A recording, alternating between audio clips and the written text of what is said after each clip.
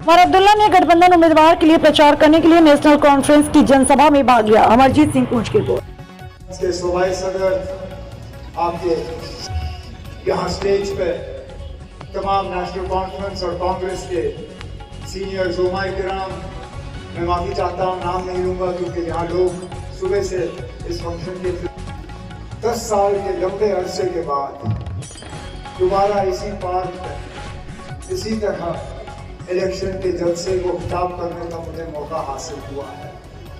10 साल पहले भी इसी तरह इसी जगह यही उम्मीदवार लेके मैं यहाँ पे खड़ा था। उस वक्त भी मैंने वोट के आपसे गुजारिश की थी, उस वक्त मैंने उम्मीद की कि आपके वोट हमें हासिल होंगे, लेकिन उस वक्त माहौल कुछ अलग था, नाराजगियाँ कुछ और थी, माहौल आपका कुछ और था और आपने फैसला जो है एक अलग फैसला किया।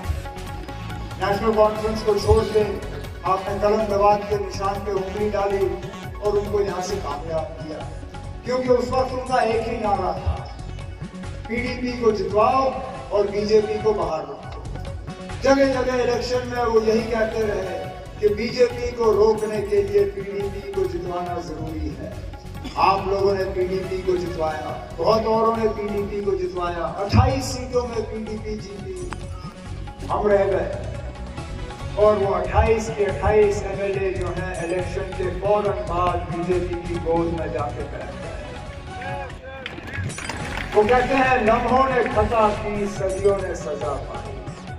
10 साल पहले जब मैं यहाँ खड़ा था एजाज जान साहब के लिए वोट मांगने के लिए, हमारी अपनी रियासत थी, लद्दाख हमारा हिस्सा था, हमारा अपना झंडा था, हमारा अपना आईन, अपनी शनाख्त, वजूद, पहचान, जमीन पे हक, दरिया पे हक, पहाड़ों पे हक, जंगलों पे हक।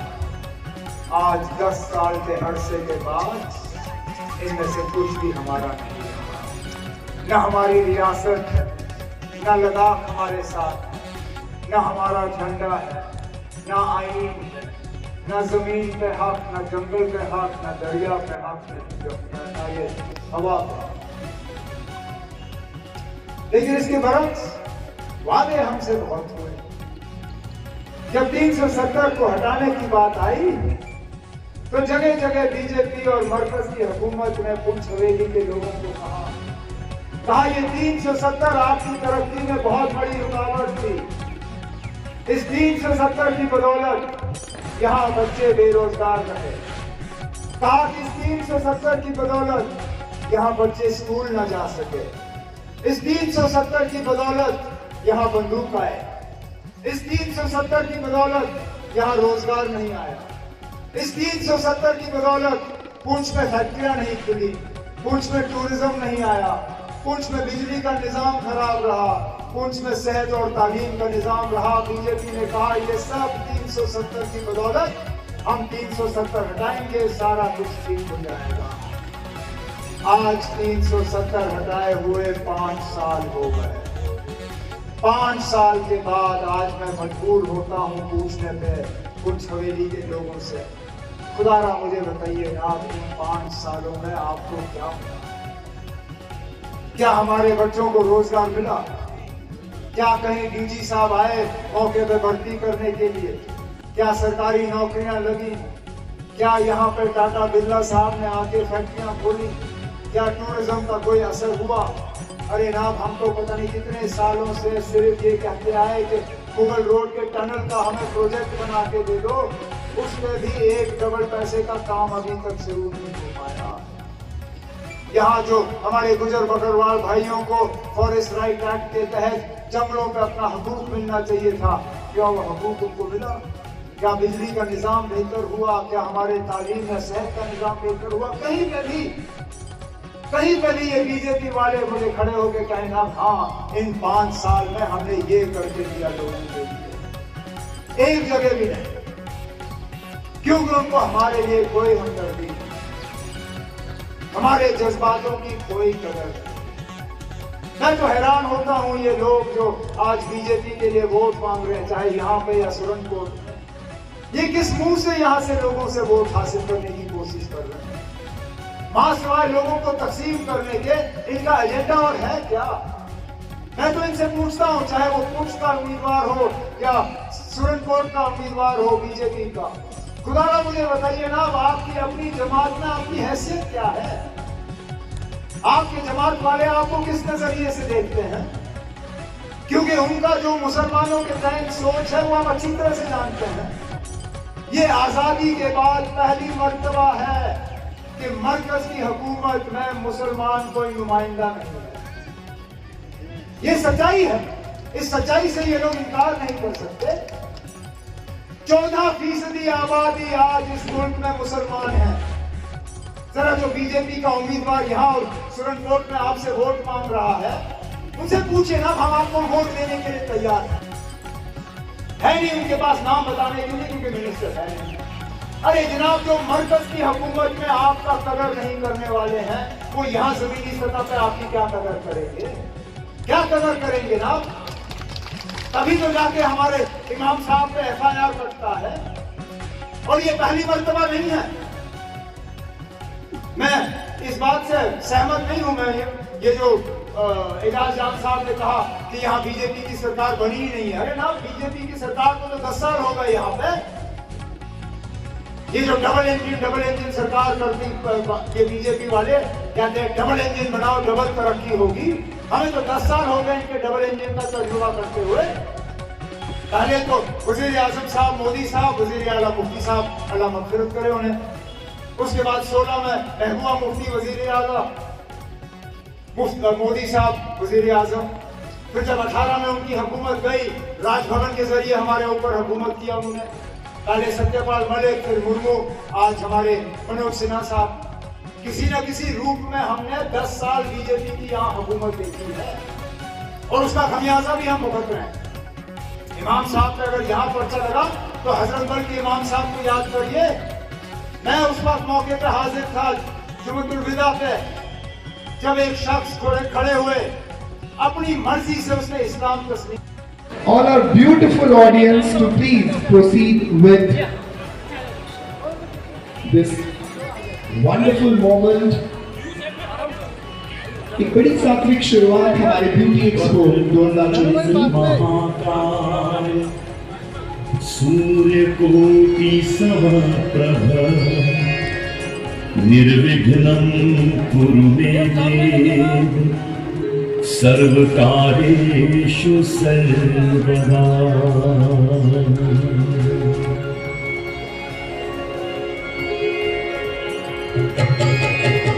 वक्रतुंड महाकाल सूर्यकोटि समप्रभ निर्विघ्नं कुरु मे देव सर्वकार्येषु सर्वदा।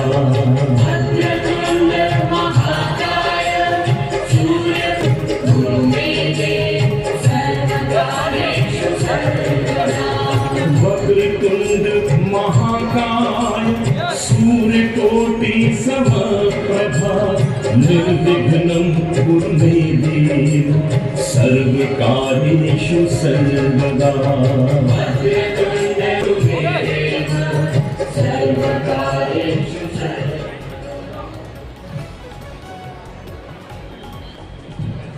Thank you so much.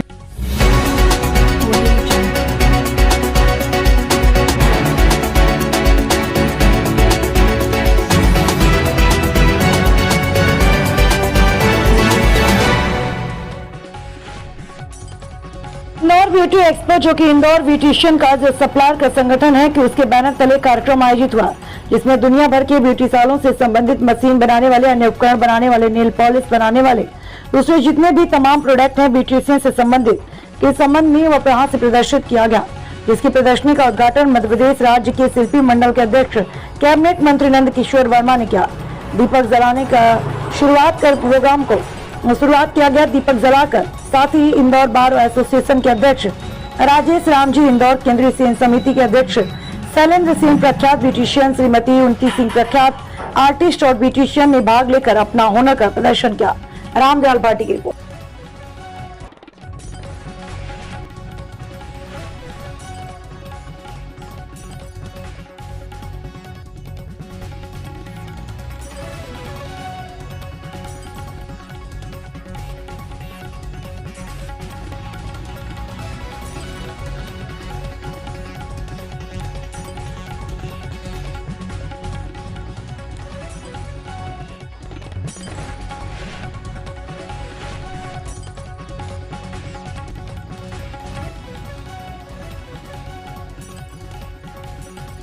यकीन किया।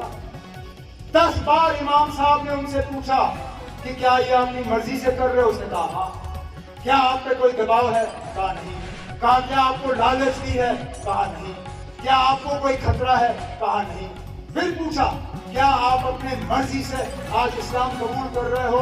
कहा इमाम साहब मैं बिल्कुल अपनी मर्जी से इस्लाम कबूल कर रहा हूँ। इमाम साहब ने उसको कलमा पढ़ाया और वो मुसलमान बने। जिस दिन ये हुआ दूसरे दिन इमाम साहब को वहां से हटाया, थाने में बुला के उसकी पूछताछ करवाई। ये है ना इनका दौर है। और इन लोगों के लिए आज ये लोग वोट मांगने निकले हुए हैं। अरे मैं तो कहता हूँ जो शख्स एजाज के खिलाफ यहाँ बीजेपी के लिए वोट मांग रहा है उसकी सियासी सोच है क्या? वो कहां पे है? क्योंकि मां सिवाय अपनी खुदगर्जी के मैंने उसमें और कुछ नहीं देखा। वो पहले हमारे साथ थे, रहे नेशनल कॉन्फ्रेंस में, जब हमारे साथ रहे, जब मैंडेट नहीं मिला हमें छोड़ के गए, फिर कांग्रेस में गए। कहा मैं अब कांग्रेस का लीडर हूं, मैं कांग्रेस की सियासत करूंगा, कांग्रेस का नारा चलाया। परसों जब कांग्रेस का मैंडेट नहीं मिला फिर उठ के निकल गए कांग्रेस से, बैठे बीजेपी में। जिस जमात की उसने सारे साल मुखालफत की, सिर्फ और सिर्फ मैंडेट के लिए वो जाके बीजेपी में बैठ गए। अरे ना, ऐसा शख्स जिसको खुद गर्जी के अलावा और कुछ नहीं आता, आपको क्या लगता है वो कुछ का हमदर्द है? आपको क्या लगता है वो मंडी का हमदर्द है? आपको क्या लगता है वो हवेली का हमदर्द है? उसको सिर्फ और सिर्फ अपने घर की फिक्र, अपने घर के अलावा उसको किसी दूसरे की फिक्र नहीं है। अगर उसको फिक्र होगी वो मैंडेट के लालच में नेशनल कॉन्फ्रेंस से कांग्रेस, कांग्रेस से बीजेपी, खुदा न खास्ता कल को जब बीजेपी में हारेगा वो कहीं अपनी पार्टी, अपनी पार्टी, डिप्टी पार्टी, किसी न किसी पार्टी में वो चला ही जाएगा ना। तो आपके लिए कोई परवाह नहीं, उसको आपके मसाइल हल करने नहीं, उसको आपकी नुमाइंदगी करनी नहीं। वो आया है सिर्फ यहाँ वोटों को तकसीम करने के लिए, आपको कमजोर करने के लिए, आपकी आवाज को दबाने के लिए। यहां जैसे मैंने कहा मुतालबों की कमी नहीं। बेरोजगारी के हवाले से जब हम बात करते हैं, महंगाई के हवाले से बात करते हैं, बिजली के निजाम के हवाले से बात करते हैं, राशन के हवाले से बात करते हैं ना। मुझे वो दौर याद है जब मेरी हुकूमत में, जब एजाज MLA था, राशन कार्ड के जरिए आपको मिट्टी का तेल भी मिलता था, चीनी भी मिलती थी, राशन का स्केल इतना था कि आपका गुजारा होता था उस राशन से। आज हाल ये है कि राशन कार्ड में ना आपको चीनी मिलती है, ना मिट्टी का तेल मिलता है, और 2.5 किलो राशन में ये कहते हैं आप लोग गुजारा कर लो ना। मैं इस बीजेपी के उम्मीदवार को पूछता हूँ जो शायद महीने में 25-30 किलो राशन से कम खाता नहीं होगा, जरा अपना 2.5 किलो से अपना गुजारा करके दिखाए मुझे। जिस दिन ये खुद 2.5 किलो में गुजारा करेगा उस दिन मैं कहूँगा ना आपके पूछ की तोरीख जो है वो भी 2.5 किलो राशन से अपना गुजारा कर सकते हैं। लेकिन हम लोग अपने मंशूर में वादा बंद हैं कि हमारी हुकूमत आई, नेशनल कॉन्फ्रेंस कांग्रेस की अलायंस गवर्नमेंट, इंशाल्लाह दोबारा हम आपको मिट्टी का तेल और चीनी जो है राशन कार्ड के जरिए फराहम करेंगे। निकालने का हक आपको था, जब यहाँ से पत्थर निकालने का हक आपको था, यहाँ रेत का ट्रक जब मकान बनाना होता था आप 2,500 में ये रेत का ट्रक खरीदते थे। इन लोगों ने वोट लेके भी आपसे छीने। अब बाहर से ठेकेदार आता है दरिया से रेत निकालने के लिए, बाहर से ठेकेदार आता है दरिया से पत्थर निकालने के लिए, मजदूर भी वो बाहर से लाते हैं, हमें यहाँ मजदूरी के लायक भी नहीं रखा। और आज रेत का ट्रक जो है हमें 16,000 17,000 में मिले तो बड़ी बात आएगी। इन दरियाओं पर पहला हक आपका होगा, फिर किसी और का होगा। इसी तरह इन जंगलों पे जो मैंने कहा हमारे गुजर बकरवाल भाइयों को फॉरेस्ट राइट एक्ट के तहत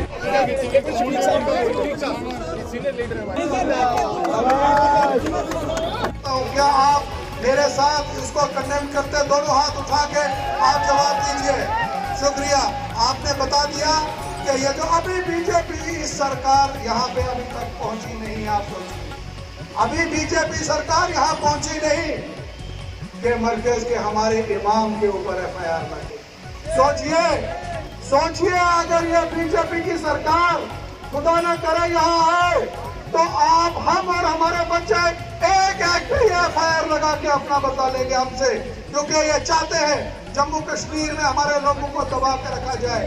एक आखिरी बात करूंगा आपसे, आपने देखा जब भी इलेक्शन बिहार में आता है, यूपी में आता है, महाराष्ट्र में इलेक्शन आता है, आप तमाम हजरात जब टीवी के आगे बैठते हो, रेडियो के आगे बैठते हो, तो आप दुआ करते हो सबसे पहले, या अल्लाह बिहार में बीजेपी ना आए, या अल्लाह मुंबई में बिजली ना आए, बीजेपी ना आए।